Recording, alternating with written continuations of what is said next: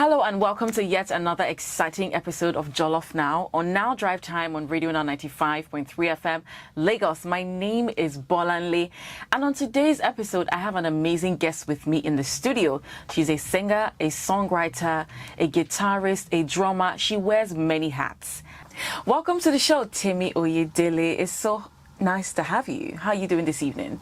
Very well, thank you. Yeah, it's an honor. You know, when you stepped into the studio, the first thing that came to my mind is you look exactly like your music. Do you get that a lot from people? Yes, I do. A lot of people say that. My dress sense, my hair, my makeup, my outfit especially shows who I am and what I do.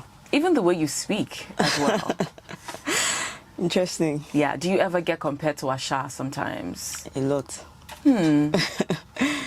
Well, the comparison is, my looks, because I normally leave my hair in an afro when I'm performing. Okay. And also the voice, my singing voice, my voice timbre. We have the same kind of voice timbre. And maybe stylistically, yes, we're alike a bit. So, yes. So I did a little digging, and it seems as though you and Asha had some sort of collaboration back in the day. You know, fill us in, let us know exactly what you both worked on. Okay, I wouldn't call it exactly a collaboration, but we worked together. Okay. A very long time ago, 2003, October to be precise. Tony Allen was brought into Nigeria by the British Council, and both of us were background singers for the set. Well, that's nice. And how would you say working with Asha felt like? Well, incidentally, at that time, she was just Bukola Asha. She wasn't... she hadn't blown then. She hadn't gone to France. Ooh. And even at that time, I don't think... Because she had a residency with Alliance Francaise before she went to France. So then, she was just, you know, here and there. And... Okay. Yeah, so... All right, that's amazing. And how long would you say you have been in the music business? I know that you are a singer, you're a songwriter, you are a drummer, you are a woman of many talents. How long have you been in the game? Okay, so professionally, I would say from year 2000. Professionally, yes. Okay. That's when I recorded with a record label, and we had a band. And what's the name of the band? It was called Afro Blue, but it was short-lived. It wasn't very long. Okay. Yeah. And from growing up as a child, my father had a lot of albums, so we always saw him go to studios. We heard his music, and we're always involved in music. Oh, that's nice. I mean, I think it's really nice to hear that you come from a family that's musically inclined. I mean, it makes it a bit easier, because I only can imagine what conversations of, oh, Daddy, I want to be a musician, I want to be a songwriter. In those days, you find out that was a bit frowned upon. But I mean, it's nice to hear that, you know, people like you had it maybe slightly easier, for it better. Well, my father had his fears, because he wasn't a full-time... He was a businessman, and he was doing the music on the side. He wasn't doing it for financial gains. But I saw a lot of artists struggle. So they would come to my father. I saw a lot of big artists. It wasn't easy for them.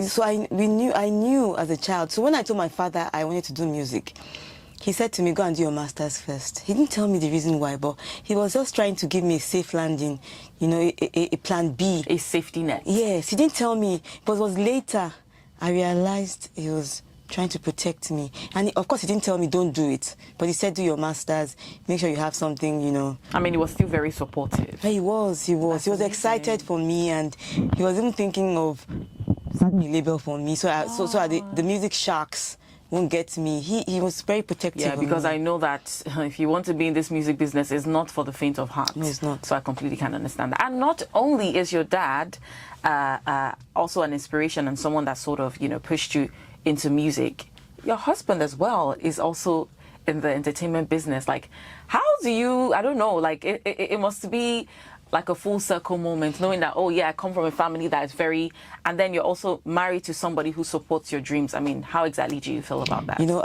I'll share a personal story.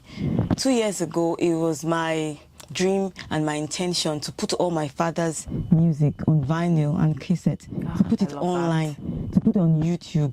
So my husband was the one who gave technical support. He transferred all the music from the vinyl, from the into the computer. He cleaned it up. Digital. Yes, and when I would do my thanks, and I had to thank him. It was a full cycle. I realized that the two most important men in my life were so supportive of me. And I would say my husband has also been very, very influential. Okay. In my journey. If you don't mind me asking, what does he do? He's a radio presenter. Okay.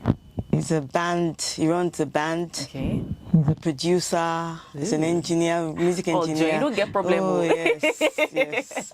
I'm blessed. That's amazing. That's really nice. All right, let's talk a bit more about your music, right? I know that you are a woman that wears many hats, like I mentioned earlier. You're a singer, songwriter, you're a music teacher, and all of those things. But you mentioned something earlier about having a safety net.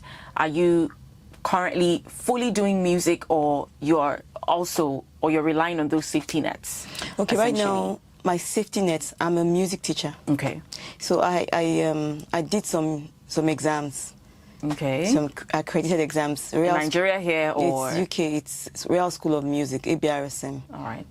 You do it in Luzon, but it's taken abroad, graded, and your certificate is sent to you. So I'm a certified music teacher. That's what I do, apart from the music performance. Oh, that's nice. I had a guest one time who said that he's a guitarist. I know you play the guitar as well.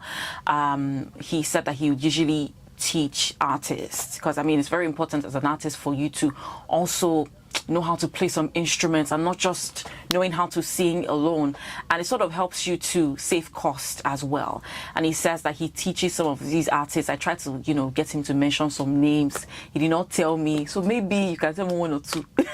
I teach children from ages 4 teenage years. I teach a couple of adults, but they're not professional musicians. Oh, not professional. So that must be nice. That must be really nice. Okay, so like I mentioned, let's talk about your music. I know that the latest song that you put out there was back in 2022. Can you tell us a bit about how the entire process was created and what the song is all about and all that? Okay, the album is titled Dub No Frontiers. It's put together by an English dub. It's a dub music. He's one of the biggest proponents of dub music in UK. Okay. His name is Adrian Sherwood. I met him through a project I did with Goethe Institute. I met him through another, right? Yes, Goethe. Okay. Another British DJ dub producer. And it's a 10-woman album. The 10 women from around the world. From different countries? Yes, from different countries. Like where and where? India, UK, Russia. Can't remember the other countries. Nigeria, of course. Yes, Nigeria, of course. Yeah, representing. You know, one thing I really love about us, someone was saying something recently, this guy that featured on Beyonce's new album, Cowboy Carter, his name is Chibueze. He's a country artist, and how he was able to derive his name as an American, Nigerian American. He tried to introduce himself to Americans. My name is Chibueze, and they're like Shabuzi, and that name stuck. So his stage name is Shabuzi, and people were talking about the fact that Nigerians just have a way of making their names. If you go to the North Pole, you go to Antarctica, I can bet you that you would find a Nigerian. So yeah, I think it's a beautiful thing, basically. Yeah. So back to our conversation about that. Yeah, sure. And one of the requirements was that I sing in my native language, in my Yoruba. In fact, all the projects I've done with different artists outside Nigeria, they insist I sing Yoruba. Really? Yes.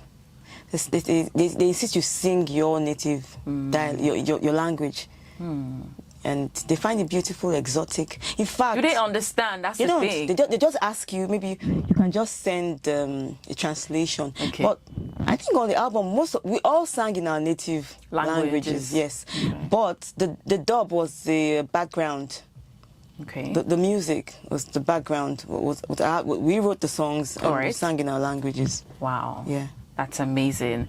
And you said that the album was put out in 2022.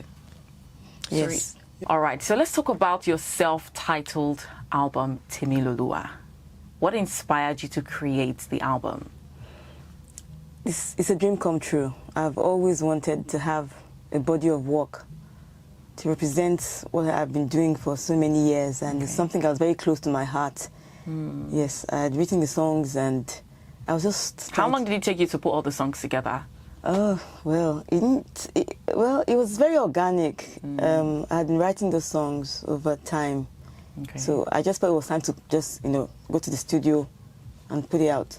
And what would you say is your favorite track on the album? She's laughing. Because, it's very hard to tell a parent who's your favorite child. But I think it's a song that moves me very much. So, some parents do have, so you just might have a favorite track. Okay, let's say two, so it doesn't feel like I'm trying to box you into one. A song that, some songs that move me very much is Were. Were. Yes, it's actually a Yoruba traditional song, but I wrote some verses and I put the chorus there. And I think it's the title track, Temi Oyedele. Oh. Yeah, because it's when I was young, when I was a child, when people ask me what's my name is Temi, they'll start singing Temi Oyedele. Yes. Yeah. The song it was actually, the chorus was written by Baba Ebenezer Obey, yeah. They will sing the song to me. So I just wrote my verses and I just put the... Was it sampled? No, it wasn't. Not exactly. Okay, that's nice. That's nice. And so you said were. What does were mean? I mean, for those who are not Yoruba. Were means smoothly, quickly. Yeah, without stress. And what inspired you to write were? Were came from a difficult time in my life, and I overcame that time. So. That's such a beautiful thing. Imagine going through a very difficult time and eventually you come out of it and then you write. That's a very wholesome moment, honestly.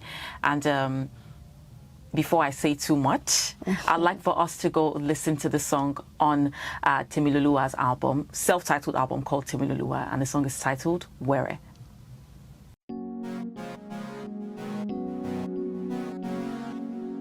Welcome back to the show. I'm still having great conversations with Temi Oyedele. I hope you're feeling good.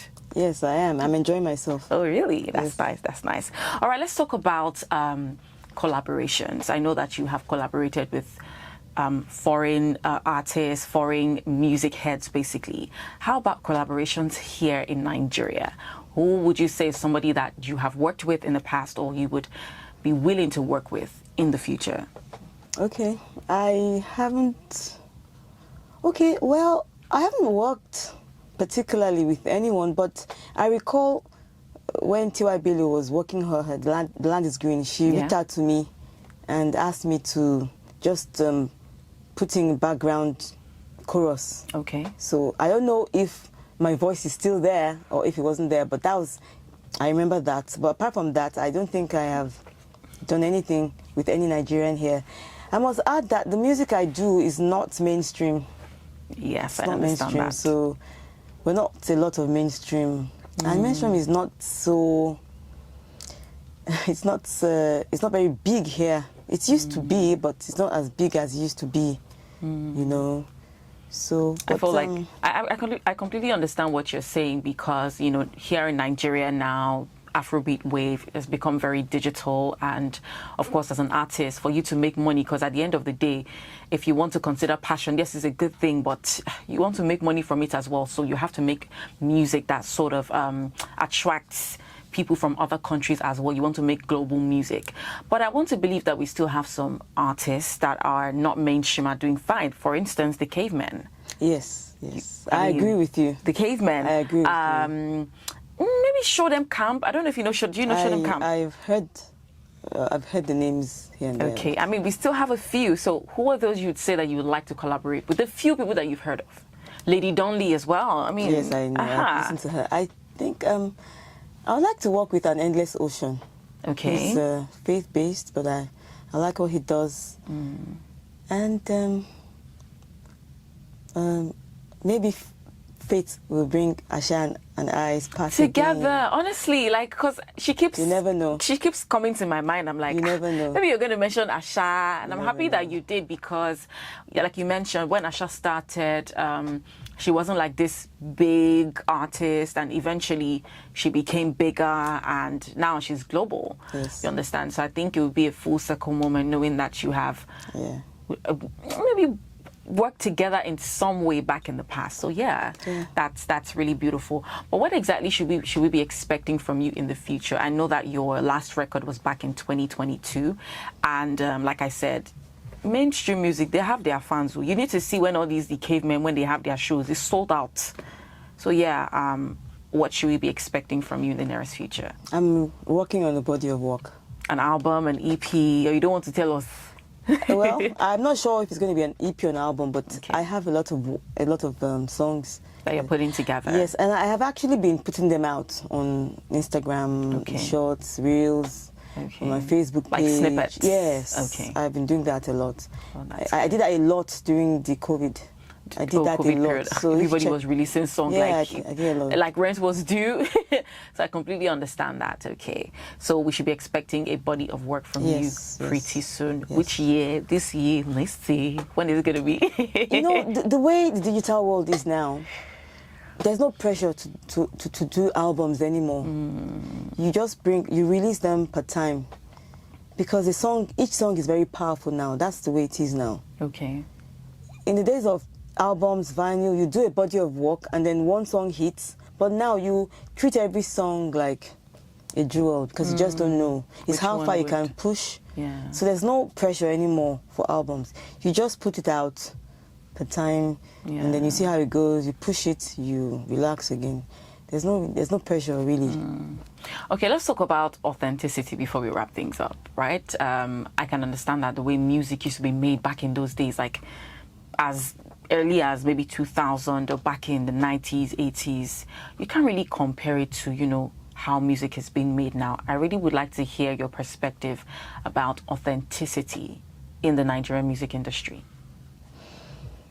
That's something that we talk about a lot, even with my colleagues. There was a time that a lot of musicians were going to the studio and recording organic, they call it analog. Okay. And then Fruity Loop came, and everybody just went to Fruity Loop. Now, this music softwares, you know, it's like makeup. If you are pretty, you use makeup, then you are beautiful. But if you're not so well endowed, the makeup can help. But if you're pretty, you're pretty. If a song is good, it is good.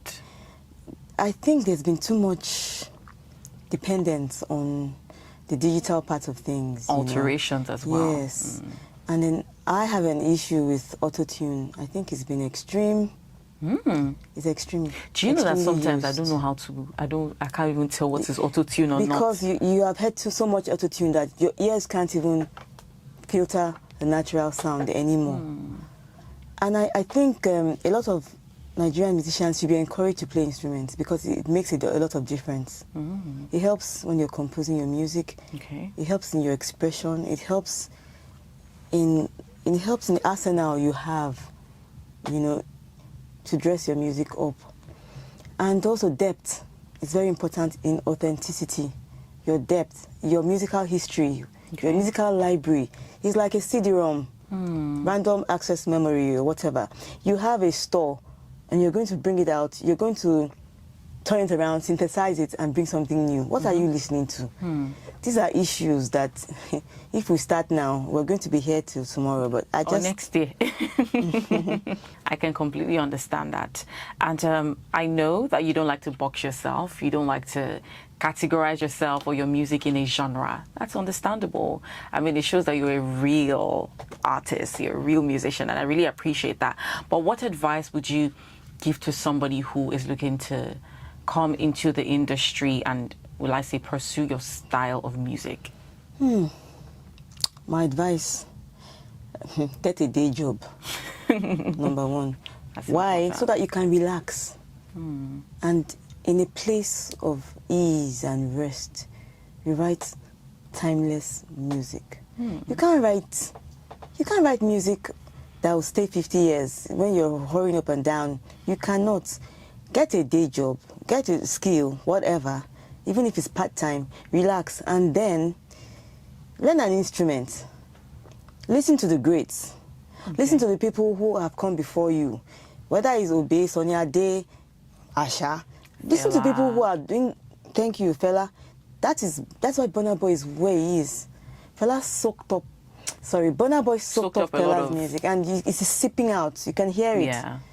So listen to the greats, have a day job, learn an instrument, and then just churn out music. If you can join a band, join a band. That makes sense. You know, that's my...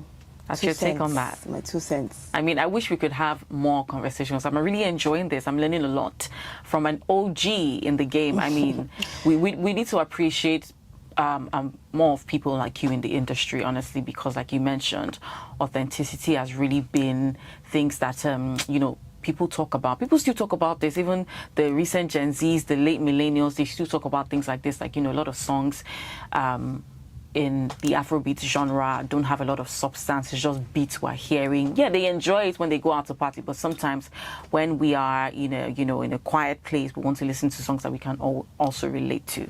So, but before I let you go, you talked about your Instagram and how you post music on your social media. You drop all these snippets, and we're expecting a body of work. Can you share your social media platforms with us? Thank you very much. So on Instagram, I'm Temi Oyedele Music. Okay.